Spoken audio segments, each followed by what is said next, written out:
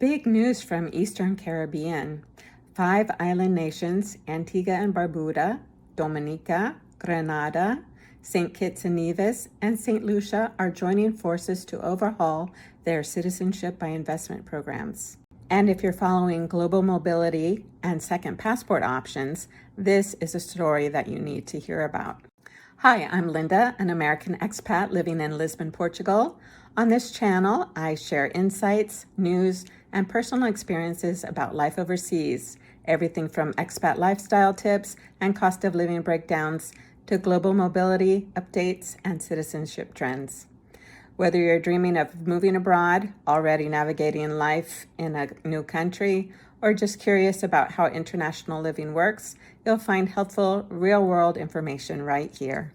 The governments in these 5 countries are finalizing legislation to launch the Eastern Caribbean Citizenship by Investment Regulatory Authority, or ECCIRA, this September 2025. From the draft agreement released in July, here are the big changes on the table.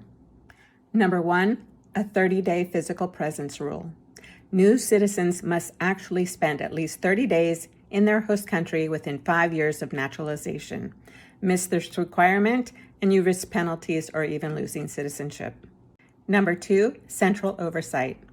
ECCIRA will become a regional watchdog overseeing applications, due diligence, and compliance across all 5 states.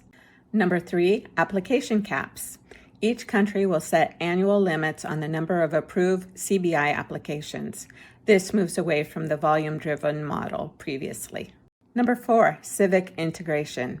Applicants will now need to go through interviews and educational sessions to create real ties to the islands. Number 5, passports with strings. Passports gained through CBI will be valid only for 5 years, and they can be revoked if conditions are breached or false information comes to light. These reforms are already stirring debate. Nick Steves, CEO of NTL Trust, welcomed the residency requirements, saying that high net worth individuals have already been vacationing in the Caribbean for decades. I'm totally in favor of requiring them to visit and get to know the islands. But not everyone agrees. Shurhan Asaver of Beyond Global Partners warned that the 30-day stay could make CBI programs less attractive to investors who value flexibility. So why is this happening now? First, global pressure. The U.S., EU, and other global partners have been pressuring the Caribbean to tighten their so-called passport for sale schemes. And strategic unity. By banding together under one regulatory framework, the Eastern Caribbean sends a strong signal. They're prioritizing quality, credibility, and long-term sustainability over sheer application volume. For potential investors, this marks a new chapter. Caribbean passports may still provide incredible mobility and lifestyle options, but now with strings attached. These reforms could strengthen the programs against global criticism, but they also reduce flexibility for those who want a passport of convenience. If you're considering citizenship by investment in the Caribbean, September 2025 is the month to watch. What do you think? Will the new residency rule and 5-year passport validity strengthen or weaken the appeal of the Caribbean citizenship programs?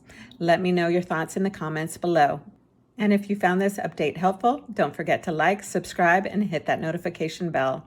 I'll be sharing more global mobility and expat news right here on Living Linda Abroad.